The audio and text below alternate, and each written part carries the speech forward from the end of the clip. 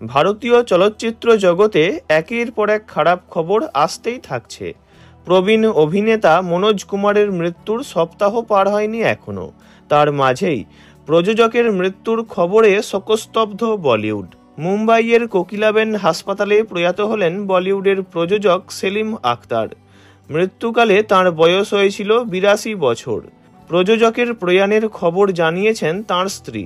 বুধবার দুপুরে তাঁর শেষকৃত্য সম্পন্ন হয়। সেলিম আখতারের হাত ধরেই চলচ্চিত্র জগতে পা রাখেন রানী মুখোপাধ্যায়, তামান্না ভাটিয়া সহ এক ঝাঁক তারকা। 1997 সালে রাজা কি আয়েগি বারাত এই ছবির মাধ্যমেই রানী মুখোপাধ্যায়কে ইন্ডাস্ট্রিতে লঞ্চ করেছিলেন সেলিম আখতার। রানী ছাড়াও তিনি তামান্না ভাটিয়াকেও এই ইন্ডাস্ট্রিতে আনেন। 2005-এ তামান্নার প্রথম ছবি চাঁদ সা রোশন চেহারা প্রযোজনা করেছিলেন সেলিম।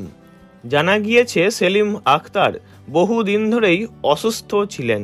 গত কয়েকদিন ধরে তাকে মুম্বাইয়ের কোকিলাবেন হাসপাতালে ভেন্টিলেশনে রাখা হয়েছিল।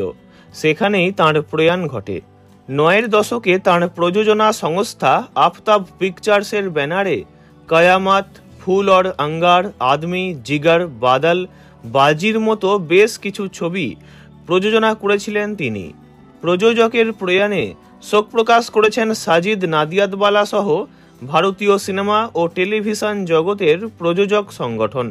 সেলিম আখতার প্রযোজিত বেশ কিছু সিনেমা বক্স অফিসেও ভালো সাফল্য পায়। তাঁর প্রয়াণ চলচ্চিত্র জগতের বড় ক্ষতি বলা চলে। তাঁর স্ত্রী শামা আখতার ও পুত্র সামাদ আখতারকে রেখে গিয়েছেন প্রযোজক। তাঁর হাত ধরে আসা বহু অভিনেতা অভিনেত্রী বলিউডে অত্যন্ত সফল। বহু সুপারহিট ছবি উপহার দিয়েছেন ইন্ডাস্ট্রিকে সেলিম আখতার। ভিডিওটি এই পর্যন্তই। বিনোদন জগতের সব রকম খবরাখবর জানতে চ্যানেলটি অবশ্যই সাবস্ক্রাইব করবেন। ধন্যবাদ।